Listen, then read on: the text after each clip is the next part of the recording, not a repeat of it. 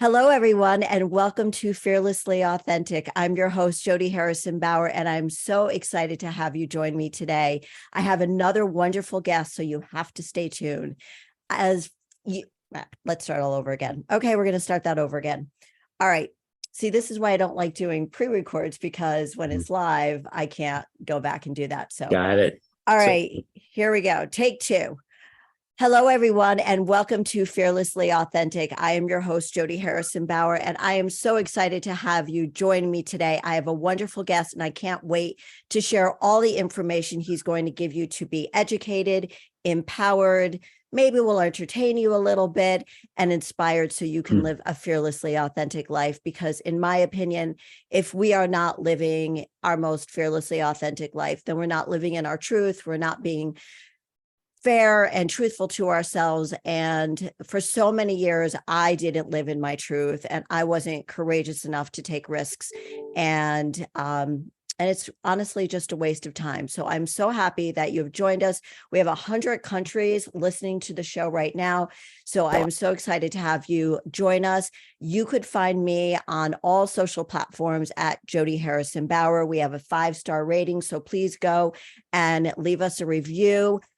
Rate, and please send me any messages. I love to hear from you with any questions that you might have. You could also find us on YouTube at Jody Harrison Bauer. So with that said, we are going to get right into the show with Dr. Edward Jacobson. Dr. Jacobson, thank you so much for joining me today.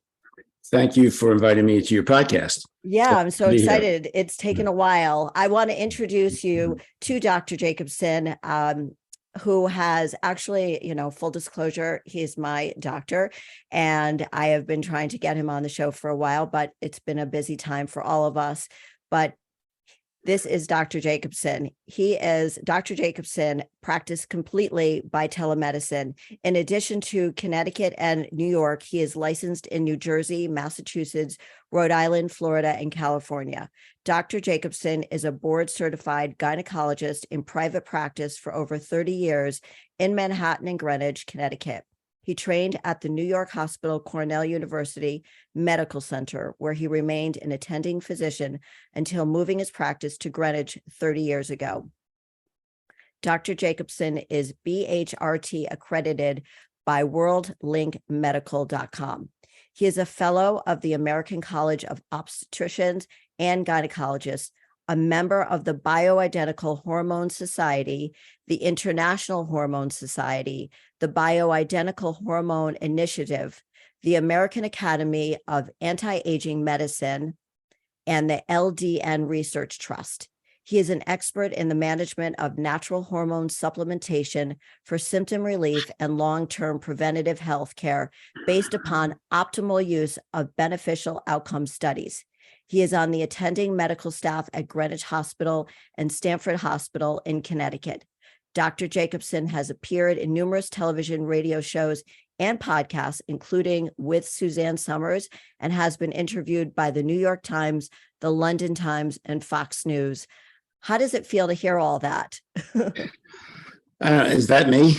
Yeah, that's you. It's crazy, right? Yeah, it's crazy. It is. I know. It's very impressive. And I know that helping women has been a passion of yours. So tell me, how did you get into women's healthcare in the first place? Well, that goes back a long ways. First of all, I became a board-certified gynecologist many, many years ago. And I think the real question is, how do we get into hormone replacement therapy and supplementation for women? So we're going to sort of fast forward, going a practice of OBGYN, delivering babies, surgeries, and so forth, into getting involved in hormone resuscitation, rejuvenation. So the story is very interesting. All other doctors, I was practicing minimally with providing women with hormone replacement, simple replacement, and I was not terribly interested in it. It required a lot of talking to women, and it was basically drawing away from my general practice. I happen to have a wonderful wife who said, "You're being silly. Women are, as a cohort, are moving on to into perimenopause and menopause. Right. There's nobody out there taking care of women. Why don't you do it?" And I reluctantly went along with her. She found actually a course 20 years ago that took things to a different level than what I was practicing. I found it very fascinating and interesting, and eventually segued my entire practice, general practice, into hormone replacement therapy for women. And ultimately, in the past year, went 100% telemedicine. So I owe a lot to my wife because she I opened love up that. my eyes and has indirectly helped hundreds and hundreds of women that I care for. Right. And so back when your wife kind of urged you to get involved in hormone replacement therapy, you knew that there was a need for it based on the fact that you had your patients asking you questions, right? But because you were such a busy doctor doing surgeries, delivering babies, you didn't have the time to care for them in the way that you probably wanted to. That's true. And I think that's true of a lot of gynecologists who have very, very busy practices. It takes time to sit down and talk to patients to find out what their problems are, what their needs are, and to work out a treatment plan for them. That's reasonable and not something that you can decide in 15-minute consultation. So I think that's a good reason why many doctors don't do it. And also, many gynecologists, at least in my experience, are just not comfortable discussing this, and it gets especially sexual components of the discussion. It can be very, very uncomfortable until you overcome that objection. Yeah, But I noticed even, as a 62-year-old woman, seeing my gynecologist, once a year for my pap smear and everything else, that when asked, they didn't really want to get into it. And that really turned me off. And I understand they're busy. It's not their specific niche of business that they're practicing at there, which is how I found you through a friend, because I knew that when I turned 60, I felt like maybe I had missed the train on supplementation of the hormones that I didn't have anymore. And, as I talk to so many people on social media, it's not about feeling rejuvenated. And I love that word, vibrant, rejuvenated, doesn't mean that as a 62-year-old woman, I want to look as young as my daughters in their 30s. That's not the goal. The goal is to feel as good and look as good as I possibly can where I am right now. And when I spoke with you, you said to me, "No, you still have enough time to do this, Jody." And so that leads me to the question is, when is the right time for a woman to speak to a doctor like you about hormone replacement therapy? I think probably the best time is when a woman transitions from having regular menstrual periods during her reproductive years until she enters the perimenopause, also known as going through the changes, the climacteric. And that's basically, it's an ill-defined time span where women go from regular menstrual cycles until they become menopausal. And menopause is a clinical definition. It means going a whole year without a menstrual period. But my God, you don't have to wait a year to be treated. That's Okay? what I thought. All right. So from my perspective, perimenopause can be very traumatic. It can be called no man's land because women can go from making estrogen to not making it, having heavy bleeding, irregular bleeding, no bleeding at all, flush is flesh, and then all of a sudden feeling better. So it requires a certain degree of expertise to be able to guide somebody through that. Ironically, when a woman becomes menopausal and she is no longer making estrogen and or progesterone, it becomes easier to manage her symptoms than it is during the perimenopause. But the perimenopause is the time to start. That is great. I wish I knew this. Sometimes I go back and I think, Mhm. what do I wish I knew then that I know now? And I wish that I did, because I remember having perimenopause perimenopausal symptoms at 45. So I'd gotten divorced at 42, start feeling perimenopausal symptoms at 45. My life is crazy. You know, I'm a Right. single mom. I'm trying to sort of kind of have a relationship. And I think that there are a lot of women listening to the show right now that can relate. Most of our listeners are between 35 and 54. So Mm. they are listening really, really hard right now. And there are so many women who are divorced also. I'm sure they can relate to that and being single moms. So you just think you're kind of crazy, right? You think you're kind of crazy. It is no man's land because you feel good one day, you don't feel good another day. And I think it's so important that we talk about this. And I'm just so grateful that I have you in my life and on the show right now, talking about that is the time where you feel like, okay, got my period this month, didn't get it. I feel a little bit moody. I'm not really, my libido feels like it's lacking, but then it's great. So maybe that's the time I need to see somebody. And that's what you're saying. That's like the key time, right? Exactly. But that's only one end of the spectrum. Right. It's open-ended on the other end of the spectrum. Don't think that, oh, I've been menopausal for 3, 4, 5 years. I've missed my opportunity. I have patients starting at 60, 70, 75 and beyond, depending on what their needs are. There is no limitation as to when you can start hormone replacement therapy. And I have women in their 80s who look like they're in their 60s because of that. I love that.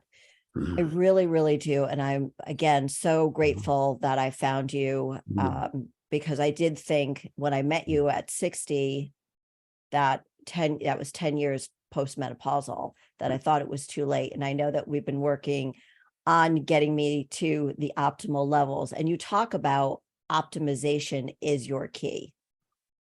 Okay, so let's. Am I jumping? It's kind of confusing about what is hormone replacement therapy. So let me sort of break this down a little bit. First of all, there are two different groups of hormone replacement therapy. There are synthetics and there are natural.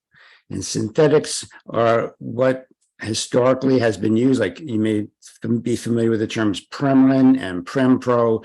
It's equine or horse-based estrogen, which is wonderful if you're a menopausal mare, but it doesn't really relate very well to women because it is inflammatory. And the progesterone portion is also synthetic and has been shown to be associated with cardiovascular disease. So for that reason, there's been a major transition, I would hope, on the part of the medical community to go from synthetics to natural. Now, natural is the same as bioidentical, may not be the best term in the world, but these are hormones that are derived primarily from plants, from yam, that are designed to be identical to your own hormones. So your body sees them as self. It is able to utilize them without inflammatory changes, eliminate them from the body and get them the greatest benefit. So you have two major groups here. And I just don't deal with inflammatory synthetic hormones for the reasons that I just said. So now we have a group of natural hormones that can be taken one of two ways. They can be taken topically, like a patch or a cream or a vaginal insert, or it can be taken orally. And there's most doctors who will prescribe hormone replacement therapy for a woman who comes in, flushes, flashes, night sweats, she's very uncomfortable, will probably prescribe a patch of estrogen, bioidentical, it's commercially made bioidentical hormone, and bioidentical progesterone. And within a matter of 2 to 4 weeks, there's going to be a new woman, right? Her symptoms are going to go away. Her sleep deprivation is going to be gone. Her skin's going to be better. Libido will be back. Vaginal dryness over time will improve. Hair loss will be diminished. She'll feel wonderful. This is low dose estrogen. Doesn't require much monitoring. It's covered by insurance. Doctor doesn't have to do many blood tests, if any at all. I have many patients like that, but that's not what I do. My concept is that of optimization, and optimization takes it a step higher. Okay, the attempt here is to bring your hormone levels back to where they were when you were 20 to 25 years of age. Can't bring you back to that to 20 years of age, but the levels can be brought back. Why would you want to do that? There's unbelievable number of studies, again, with bioidentical hormones at those levels that show not only will you feel better, look better, just as I described with the first group, however, from a protective standpoint, hormonally protective standpoint, you have gained so much more. That is, studies show that when women have optimized levels of bioidentical estrogen, they can reduce their risk for fatal heart attack and stroke by 35 to 50%. That's an extraordinary number. There's not much out there that's going to do that for you. And it's been proven time and time again. You can reduce your risk for Alzheimer's disease by 50 to 80%, provided you start oral estrogen within the first 2 years of menopause. So, Jody, I'm sorry, that window is somewhat closed to you, but we don't have any studies that show when you start at 60 years of age, but I can't imagine it not being helpful. Both of these groups will cease osteopenia and osteoporosis and oftentimes reverse it.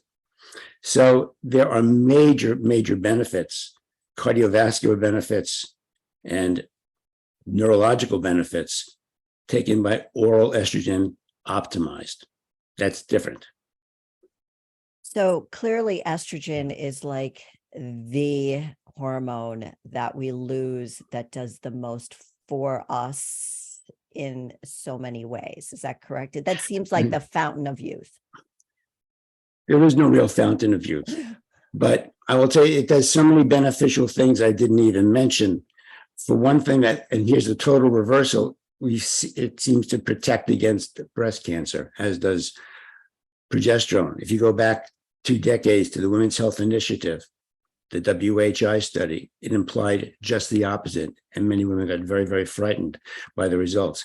Not true. Reduces the risk of colon cancer by 35%, macular degeneration.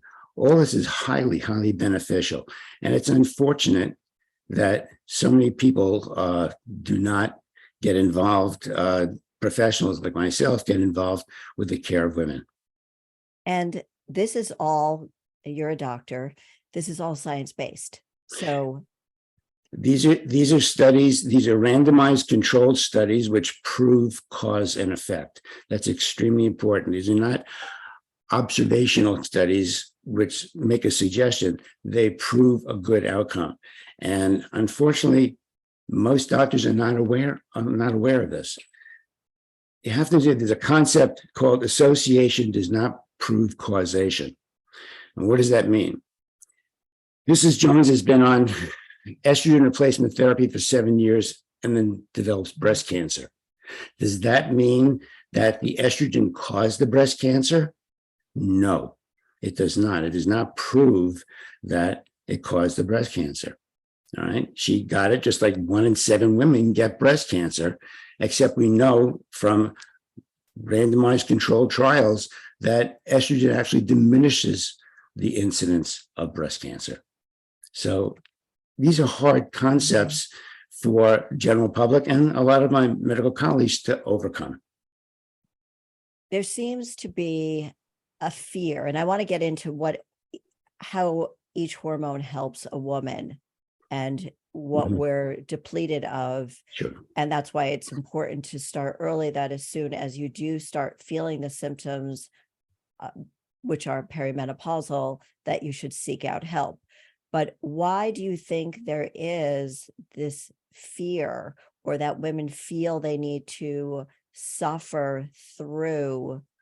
It could be a 15-year time span, right? From perimenopause to being postmenopausal. Why do women feel they have to struggle and they don't, and they're afraid to seek out help? I think a lot of it comes from the medical community.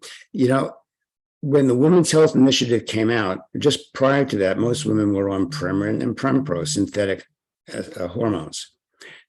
This study came out, And I can't tell you how many scores of patients said, get me off of these medications. I'm going to get breast cancer. I'm going to get dementia, heart attack, and so forth. The fear was there. All right. And I think that fear has persisted. It's persisted in the medical community too. I have doctors trying to take my patients off of natural hormone replacement therapy because they say it's not good for you. The FDA has a black box warning on all natural, commercially made bioidentical estrogen that says use the lowest dose for the shortest period of time and no longer than 5 years. And this is based on no science, but it's there and it scares people. And what do you think happens after people are feeling well 5 years or so? They're getting all the benefits that I just mentioned, or to some degree, whatever they're taking. And then all of a sudden they have to give it up. Medicare says go off it, take an antidepressant and a vaginal estrogen cream. And that's all you really need. This is Medicare. And we get letters in the mail all the time as physicians recommending this to our patients. So how can you expect the general public to feel differently? I'm asked all the time if I take hormones, and I tell them what I'm taking, not specifically, but I tell them that I'm using bioidentical hormones. And I remember somebody said something to me about that she had cancer. So is it good for every woman? Are there specific cases where BHRT wouldn't be the right thing for them? It's rare. As far as cancer is concerned, I have about a half a dozen patients, maybe a little more, who are breast cancer survivors, who are cancer-free 5 years, and they're on full hormone replacement therapy. If you've had ovarian cancer, uterine cancer, and you're cancer-free in 1 year, full hormone replacement therapy. You will not find an oncologist in this country who will agree with that. But Right. people have a quality of life they have to maintain. And when you go on some of these medications and chemotherapeutic medications and anti-estrogens, what you end up doing is increasing your risk of a cardiovascular event and heart disease. That has to be weighed against taking estrogen replacement. Suzanne Somers years ago had breast cancer, right? And she defied all her medical doctors by saying, I'm taking hormone replacement therapy. And I remember. see where she is now. I know. Thank goodness for her. She really brought that to the forefront like 20 years ago, right? Absolutely. Yeah. Absolutely. She continues to do so. Yeah, she does. And I think she's in her 70s, late 70s or Mhm. so on. So we talked about estrogen. Let's go into the other hormones, because I think it's important for people, for women to understand how the hormones that are being depleted from your body through menopause can be supplemented, and what are the benefits of them. So the next one, progesterone. Sure. So women would take progesterone when they're taking estrogen because historically, back in the 70s, 60s, women were on high dosages of estrogen without progesterone for long periods of time and developed an increased incidence of uterine cancer. Consequently, progesterone is added on because progesterone suppresses any stimulation of growth of the lining of the uterus, leading to cancer, which is caused by estrogen. But progesterone also controls any irregular bleeding, spotting, and staining. It helps you sleep. It is also protective against breast cancer, and it strengthens your bones and protects your heart. So progesterone is highly beneficial. Women who've had a hysterectomy, many doctors will say, well, you don't have a uterus, so you don't need the progesterone. I differ. There's enough data out there to show that it's protective against breast cancer to take it, and also helps you sleep. So something just came into my mind. I wanted to ask you about this. Early menopause.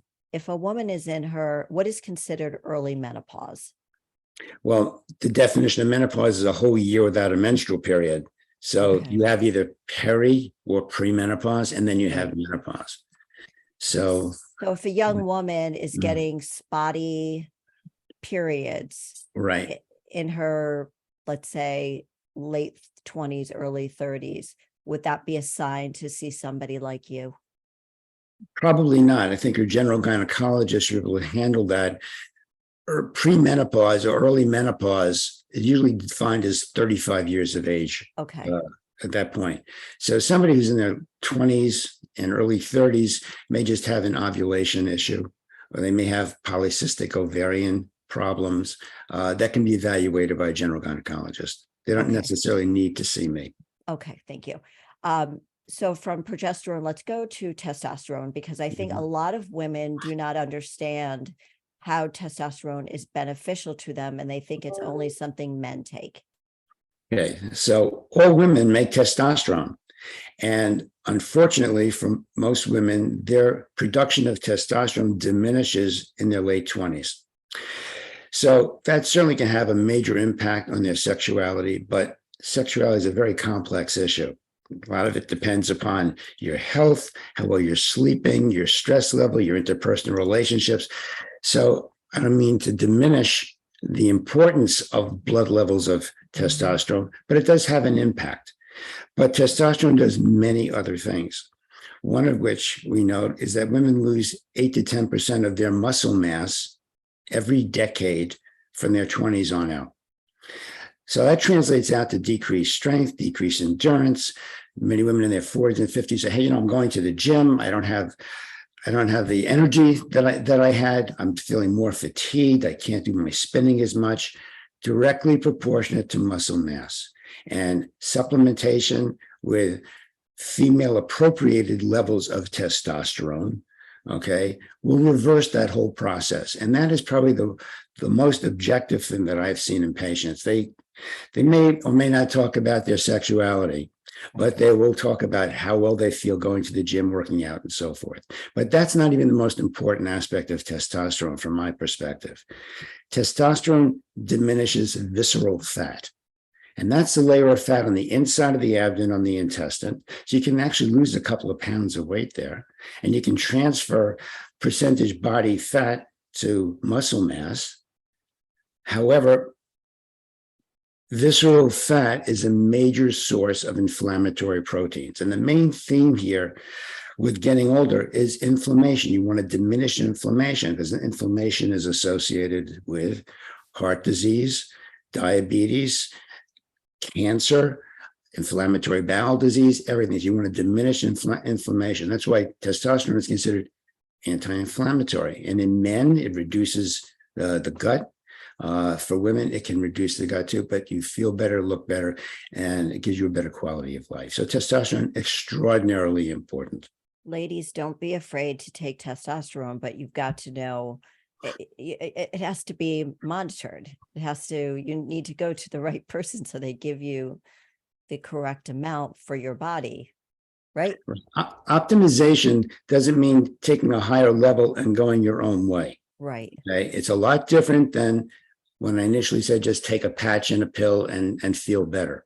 It requires monitoring, blood testing to get to those levels and to maintain those levels. And you have to watch very carefully because you don't want to have side effects. That is a limiting factor. There's no cancer associated with this. It can be side effects. In fact, many doctors, and in many ways myself included, treat people and keep their level, their blood levels, whatever it is, in the right range. Mm-hmm. Every hormone has a range. It has the top of the range and bottom of the range, and everything in the middle is called normal. Mm-hmm. Okay. I don't necessarily follow the range. I only follow two aspects of care. Number one, does the patient feel better? And does she have side effects? And if it means taking somebody outside the range without a problem, I do it. And patients feel the benefits. Let's talk about, we talked about estrogen, progesterone, and testosterone. What are the side effects of each? Can we go through that? Sure. So estrogen, all these hormones are we call steroid hormones. They all avidly retain salt, and that's followed by water. And of course, if you get into the summer season, it's accentuated because of the heat and the humidity. So very common side effects with most of these, especially estrogen and progesterone, can be fluid retention, bloating, weight gain. You don't want to hear weight gain, I know, but it's water weight gain, which responds to a water pill or a diuretic, so it's controllable. Right. Okay. Some women who are sensitive may have headaches, breast tenderness, and of course, irregular bleeding, spotting, and staining, which can be controlled by adjusting the ratio of estrogen to progesterone. So that's pretty much estrogen. Progesterone, also the same thing. Some people feel a little groggy if they have too much progesterone. I mentioned it helps with sleep. So there are ways of adjusting dosaging, and the way you take it can be very helpful. Testosterone, you will not grow a beard. I'll just start with that. Okay. Okay, testosterone, we monitor very closely and advance very, very slowly, because we watch for things like irritability, anger, aggression, acne, hair growth, and hair loss sometimes where you don't want it. These things are not acceptable. And in some instances where somebody says, I feel wonderful on testosterone, but I'm breaking out, I have hair growth, there are ways of blocking the effects of testosterone on the skin. So you can have your cake and eat it too, pardon the expression. I wonder, this is me thinking out loud. I think there might be, going back to why women don't jump on this more and why they feel they have to suffer. Do you think it's old school thinking? Do you think it's because they saw their mom or maybe somebody older than them suffering, so they thought that's how they could do, that's what they're supposed to do, or they just don't know that there's help? Now, I think, first of all, if there's a family history of breast cancer, that's a Mm, stop. okay. They still associate estrogen replacement with breast cancer, understandably so. Okay, and other gynecological cancers as well. They don't get positive feedback from their primary care doctors. They sometimes don't get positive feedback from their gynecologists. And what can you expect? Okay. Fortunately, there's been a resurgence in interest in menopause now. Oprah's been talking about it. Other celebrities have been talking about it. The New York Times Sunday magazine, February 1st, had a major article about how women are being deprived of simple therapies to alleviate their symptoms. Right.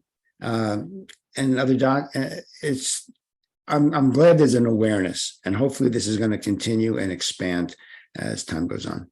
Well, I think we have, because of social media, we have a lot of celebrities who are aging, and they're and they are having symptoms, perimenopausal symptoms and menopausal symptoms. So they have a platform on which they can speak, myself included. And there aren't too many women my age talking about what it's like to go through menopause and still be there thriving. And it's very important that women do pay attention and realize that these things can help you, and you just need to find the right doctor who can tell you whether or not you are a candidate. And customization is key. That's what you do, right, Dr. Jacobson? That is my way is not the only way. This is the way I've been trained. I've been working with this group for over 20 years. Excuse me.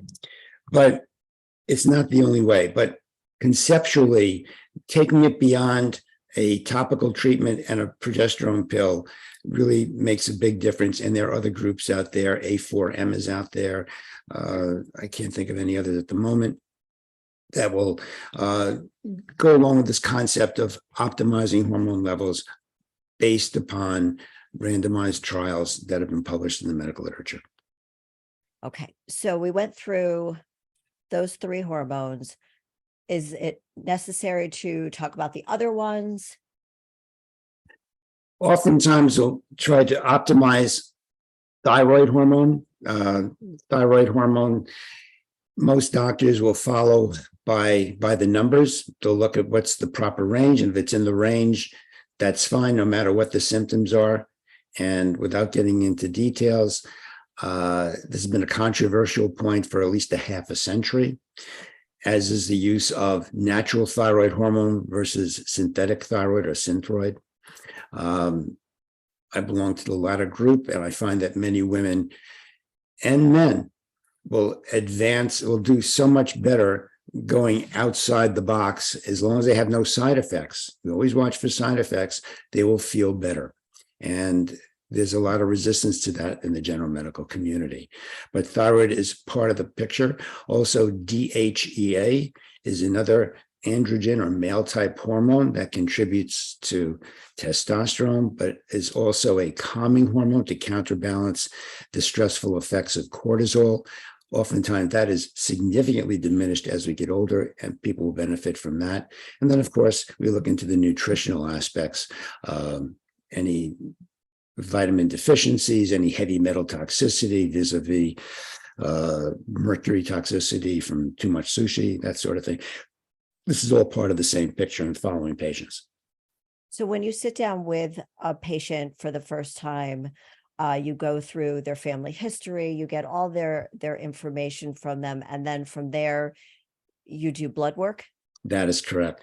It's fairly extensive history, not only the general history, but the history that it relates to what their needs are, what they're looking for, what they hope to achieve, because not everybody's the same. I have some people who just say, look, I'm not interested in anything else except not having osteoporosis, because a family member of mine had it and they fell and they broke their bones and they died. And I don't want that to happen to me. And other people may have Alzheimer's disease and they're interested in that. And so you customize it. I mean, I will present it as what I feel is the ideal presentation, what they should be doing, and they'll do exactly what they want to do. You know, the outstanding picture I have in my mind is my mom went through menopause when she was in her 30s, and she would see, this was in the 70s, and she was going to all kinds of doctors. I was a teenager, and everybody told her she was crazy. They told her just what you said, to see a psychiatrist, to it's all in your head. Right. But I remember the hot flashes, and I think back and I feel so badly that she had to go through that. And that's what I'm hoping that our conversation leads to, having conversations with other people and seeking you out or seeking somebody that can help them, because it's not an easy process. You and I are still going through my process. We're still Right. working with everything. So when women start the process with you, do you tell them that patience is important during this process? Absolutely. It takes forever. In fact, I usually say I'm the tortoise, not the hare. When it comes to this, it's going to take a long time. You have to have delayed gratification, because it's not going to happen. Now, some people within 2 to 3 months feel a world of difference. Other women may take 8-10 months if they persevere, and they benefit from it. So the initial consultation is, as we talked about, then we get some extensive blood testing, and then we have a follow-up consultation going over all the laboratory work, going over each individual hormone, where the deficiency is, how do you address it, how do you avoid the side effects, how do you monitor it, and then a lot of this is made up by a compounding pharmacy, and how does that integrate into the process. And so people got a pretty good idea of what's involved, what they want to do. And people, they may cherry pick. They may say, you know, I'm not interested in that thyroid, but I'm very interested in everything else, or vice versa, you know, whatever else it's going Yeah, I to was be. going to ask that. And as far as I'm concerned, this is not all or none. I'm very happy if they go along with something, and we can always revisit things later. So, and I do, I throw it out once in a while, maybe 5 or 6 months down the line. You want to take a look at whatever we were doing, testosterone again. No, I'm not interested. Or, yeah, you know, my libido is down. My doctor recommended an antidepressant. I don't think that's the case. I said, I'm glad you rejected that. Let's see how something like testosterone can work out for you, and so forth. Do you feel that a woman, let's just specifically, we're talking about women specifically, that a woman could reach her optimal levels if she's not necessarily using all the hormones that she may be deficient in, but she's reaching optimal levels in the other hormones, right? Absolutely. I have many Okay. people who are optimizing just estrogen and progesterone, I and see. they're very happy about it. They have whatever their reasons are for not extending out. It's inconsequential to me. I'm just happy they're doing what they're doing and they're feeling the way they feel. So you mentioned weight gain before. So a woman comes to you, she is going through menopause. She needs help, hot flashes, night sweats, weight gain, mood swings, the whole enchilada, right? I mean, believe me, I know what it was all about. Okay. And do you, how does a healthy lifestyle come into play? How do you work that in? I know that's, do you have a very honest conversation about that? Mm. I have an honest conversation, but it's not a very big conversation because there's only so much I can do with the time and what I do. Clearly, I just don't say, exercise and eat right. That's very elementary. Right. But people, it's kind of hard to change people who have not done that for most of their lives and to expect them to do that at this point in time. I work with other people who help them with quality of life and how they work on that aspect of it.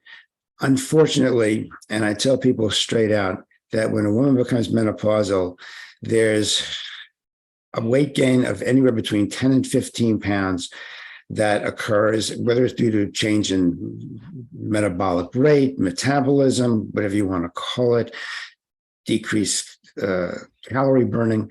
I don't know, but there's this 10-pound weight gain that becomes extraordinarily hard to avoid. And then when I have to tell them you're going to put on a couple more pounds of water weight gain, that does not really is really very well accepted, but at least they can control that and prove it to the patient by taking a diuretic for a few days and see if they'll lose the weight. And the body equilibrates to that also over the course of the transition into hormone therapy. That weight gain tends to diminish for the most part. But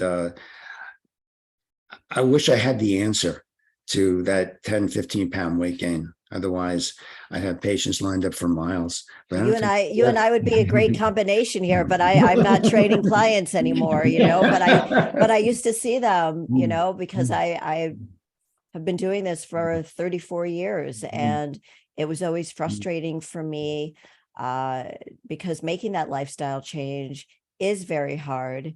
And part of it is fear, just like coming to, start using hormone supplementation. Right. People have this fear because people have preconceived notions of what is this going to do to me? I'm going to be a different person. How am I going to feel?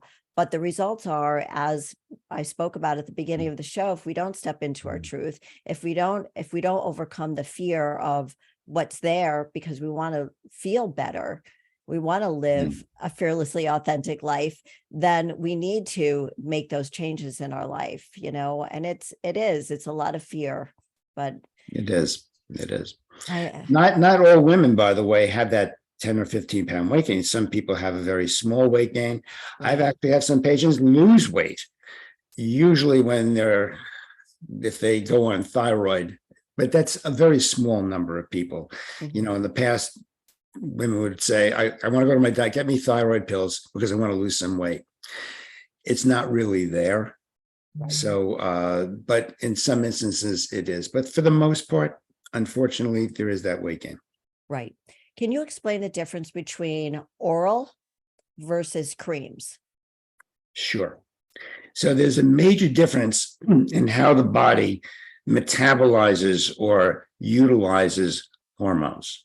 When you take a cream or a topical, then it's absorbed by the body. It bypasses the liver on the first go around. And for many reasons, doctors have thought that it prevents blood clot formation and it is safer for you. And that's true when it comes to dealing with synthetics, because it can be an inflammatory component to that. When it comes to bioidentical medications, estrogen, you take it orally, it does not cause blood clot formation. It's absorbed through the intestinal tract, and goes into the liver. And the liver makes certain components and certain chemicals that reduces plaque on your coronary arteries. And we actually can measure using radiologic studies of before and after pictures of your coronary arteries, showing that there's been improvement with oral estrogen. The good cholesterol increases, the bad cholesterol decreases. So it improves your lipid profile. You do not get this benefit taking it topically. which is why the data clearly shows a significant reduction in fatal heart attack and stroke on oral estrogen only. Wow. All right. I wasn't. Excuse me, one other thing. Oral estrogen does not cause blood clot formation. Synthetics can initially, but oral does not. Bioidentical. Sorry. Does that go for progesterone and testosterone as well? Orals No, versus there's no clotting association with either of those. I don't. okay. The cardiovascular benefits with testosterone are that the reduction of visceral fat backs off your risk for diabetes and secondarily cardiovascular disease. So testosterone very important in that regard as well. Okay. And let's talk about pellets, if you don't mind. What are the difference between everything that we're talking about and pellets? Sure. Well, pellets usually refers to estrogen and or testosterone. So pellets are an extraordinarily wonderful convenience because the doctor places the pellet under the skin. It's a long-term dissolving pellet, so you get the benefits anywhere between 2 to 4 months before another pellet or a group of pellets have to be placed inside the skin. I don't agree with pellets for several reasons. First of all, when a pellet goes in, the level of the hormone goes into the stratosphere and then slowly comes down. So it's not physiologic, whereas I'm attempting to be at the high end of the physiologic range, okay, by constantly having optimized hormones. So that's one thing. Secondly, pellets tend to, let's see how I can say this. Pellets have a problem.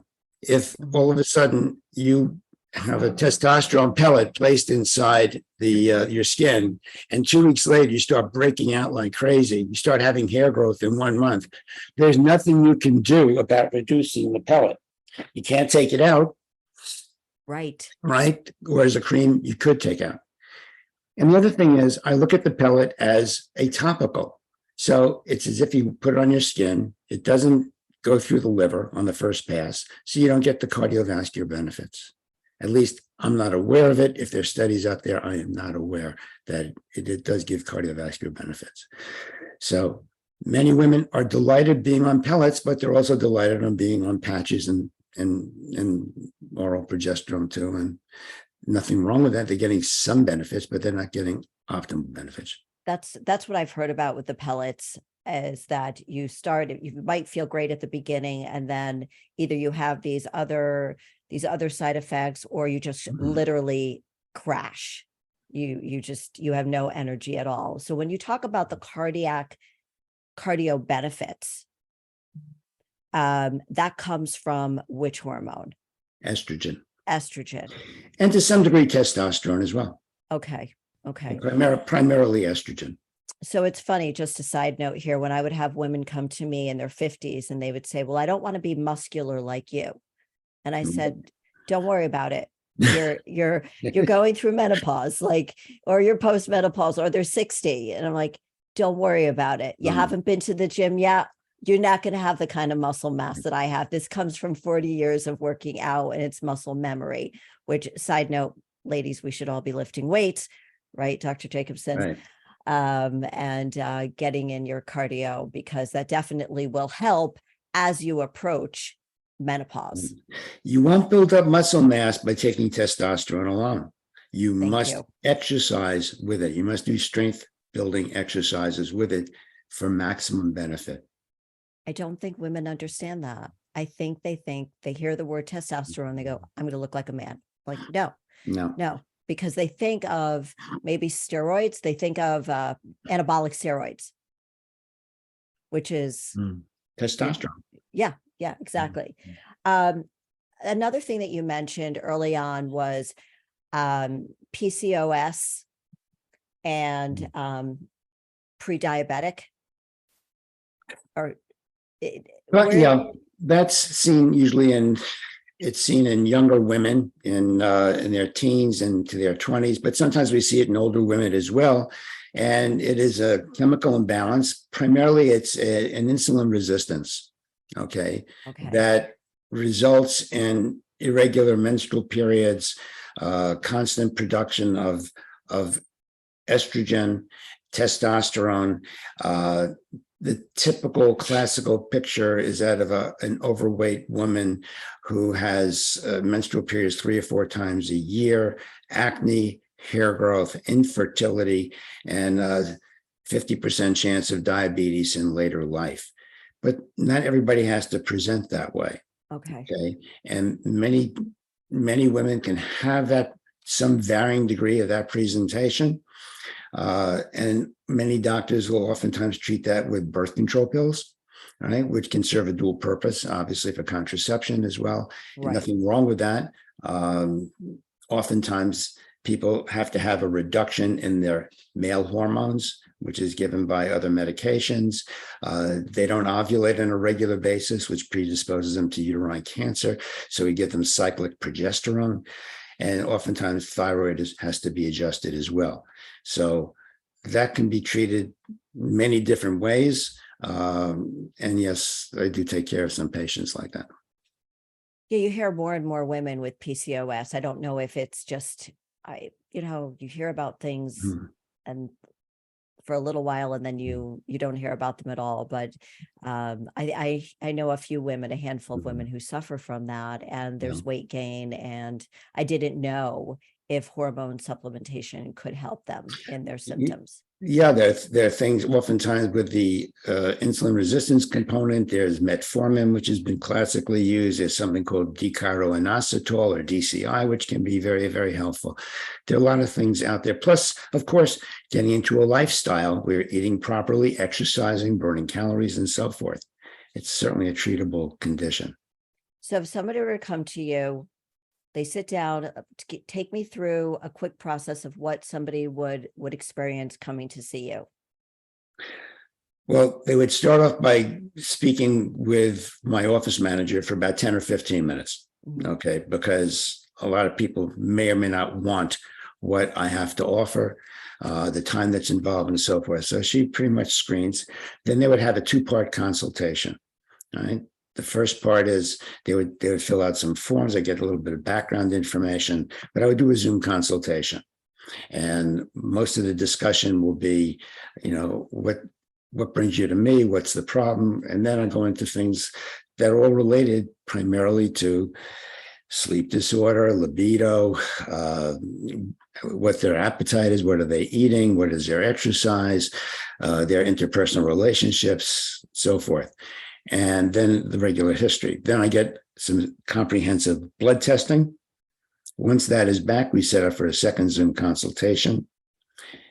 At that time, we go over all the information we discussed the first time, go over every laboratory test and explain it not in medicalese, but in the vernacular, so people know what's going on, because they'll know what a CBC is, but they won't know what a CTX is and what it means. So right. Which is the things they won't even get from a regular doctor.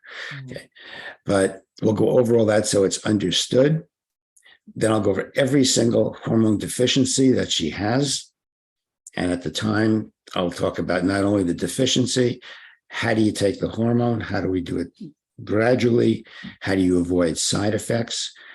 What optimization means. And by the way, we don't always get to that ideal level. Some people are just limited by their side effects or what's happening. So this optimal level that we're looking at, and there's specific numbers, are just a guide.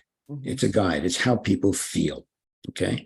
And then at the end, if they decide to go forward, just let them know how this is monitored. How do we follow this up with blood testing and so forth? As I mentioned earlier, role of the compounding pharmacy. At that point, people have a lot of information. Some people are saying, let's go forward. Some people will say, thank you for your time. This is not for me. Other people say, I want to think about it, or I'm interested in A and B, but not C, D, and E. And I'd say, fine, whatever you want to do is perfectly fine. I'm here to give you the information. You're here to decide upon what you want to do. Why do you love what you do? Because I see what it does. I see when people tell me they've come in and they've had treatment elsewhere and they just don't feel great. And in 2 to 4 months, they feel like a different person, whether it's estrogen, thyroid, testosterone, what have you. It's wonderful. And some people are challenging. Some people, it's not that easy to get it to do that. but it is extraordinarily satisfying to be able to help people out where I guess not many people are doing the same thing that I'm doing. I wish there were more. I wish there were more Mhm. too. And I, for Mhm. one, am very grateful that I Mhm. found you. And thank Mhm. you Mhm. so much for Okay. all of this incredible information that you've shared with us today. How can our listeners get in touch with you? I have a website. It's called GreenwichHormones.com. That's the easiest way. Office number is 203-869-8353. And we'll be happy to speak with you. Or they can just go to the website. I think there's an email address. They can write the email address. It would be info@edwardjacobsonmd.com and make an inquiry that way, and we'll respond to you. Well, I just want to thank you so much for your time here, for you helping me, and for everybody listening. I just, Dr. Jacobson has been treating me for 2 years. He has been incredibly patient with me, and I will work with him forever and ever. And until we reach those optimal goals and those optimal levels. And if you are suffering through menopause, have perimenopausal symptoms, if you are not feeling your best, please reach out to Dr. Jacobson. He Thank you. is what we call a mensch and an incredibly intelligent doctor. So Dr. Edward Jacobson, thank you so much for being on Fearlessly Authentic today. My pleasure, Jody, and thank you for having me here and giving me an opportunity to express a perspective that people don't hear about very often. Thank you. Yes, thank you. Thank you. And until next week, stay fearlessly authentic and remember to rate, review, and subscribe to our podcast. Thanks so much, everybody. I'll see you next week.